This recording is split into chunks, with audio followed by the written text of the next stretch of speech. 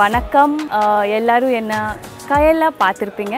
நடிகை சைத்ரா ரெட்டி, நக்ஷத்ரா, ரேஷ்மா அண்ட் ஷபானா இவங்க 4 பேரும் இணைப்பிரியாத தோழிகளாக இருந்தாங்க.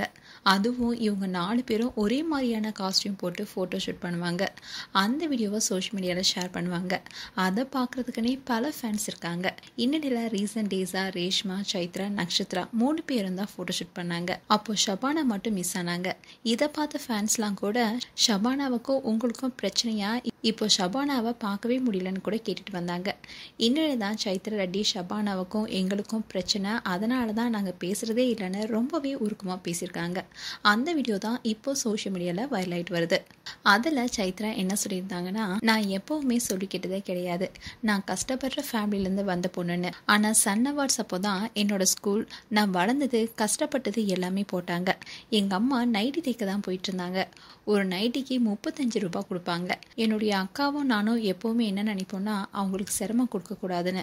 எவ்வளோ கஷ்டப்பட்டு எங்களை படிக்க வச்சுருக்காங்கன்னு நினைப்போம். நான் ஸ்கூல் படிக்கும்போதெல்லாம் ஹால் டிக்கெட்டே இல்லாமல் லாஸ்ட் எக்ஸாம் வரைக்கும் எழுதியிருக்கேன். எக்ஸாம் எழுதுகிற ½ ஹவர் முன்னாடி வரைக்குமே நானும் அக்காவும் பிரின்சிபல் ரூமில் தான் இருப்போம். அப்போது இதோ கட்டிடுவாங்கன்னு சொல்லுவோம். அப்போது எந்தளவுக்கு அவங்க காசுக்காக கஷ்டப்படுறாங்கன்னு எங்களுக்கு நல்லா தெரியும். அப்போ தான் ஒரு முடிவு பண்ணோம், நம்ம எந்தளவுக்கு க்ரோத் ஆனாலும் டேக் பார்த்து ட்ரெஸ் வாங்கக்கூடாதுன்னு. எங்கள் வீடு ரொம்ப சின்ன வீடு. இப்போ இருக்கிற பெட்ரூம் அளவுக்கு தான் வீடே இருக்கும். ரெண்ட் கட்ட கூட எங்கள்கிட்ட காசு இருக்காது. எங்களுடைய அப்பா டெய்லர். நாங்கள் ரொம்ப கஷ்டப்பட்டு வந்ததால தான் ஒவ்வொரு பொருளோட மதிப்பு எங்களுக்கு தெரியுது. எங்களால் வாங்க முடியாதுன்னு நினச்சது எல்லாமே இப்போது எங்களால் வாங்க முடியுதுங்கிறதுல எங்களுக்கு சந்தோஷம் கிடைக்கிது. யார்டி நீ மோகினி சீரியல் தான் என்னுடைய ஃபர்ஸ்ட் ப்ராஜெக்ட். அதன் மூலமாக தான் நான் ஒரு வீடு வாங்கினேன். அதில் தான் இப்போ என்னுடைய அப்பா அம்மா ரொம்பவே பீஸ்ஃபுல்லாக இருக்காங்க.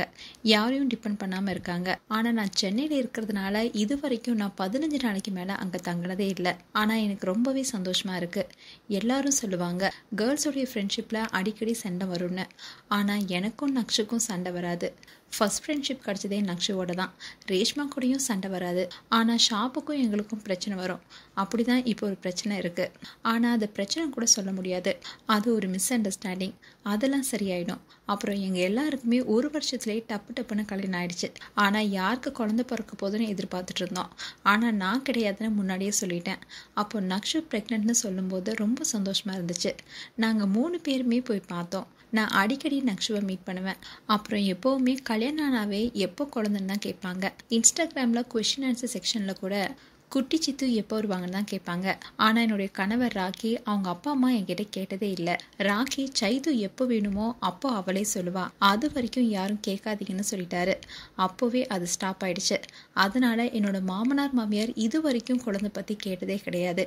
எல்லாமே நடக்கும்போது நடக்கும். ஆனால் கண்டிப்பாக இன்னும் 2 வருஷத்தில் அது நடக்கும். ரொம்பவே யதார்த்தமாகவும் ரொம்பவே அழகாகவும் பக்குவமாக பேசியிருந்தாங்க சைத்ரா ரெட்டி. மேலும் சைத்ரா ரெட்டி குறித்து உங்களுடைய கருத்துக்களை கமெண்ட் செக்ஷனில் சொல்லுங்கள். இது போன்ற வீடியோஸை பார்க்க நியூஸ் தமிழ் கிளிக் சேனலை சப்ஸ்கிரைப் பண்ணுங்கள். மறக்காமல் நோட்டிஃபிகேஷன் பட்டனை கிளிக் பண்ணுங்கள்.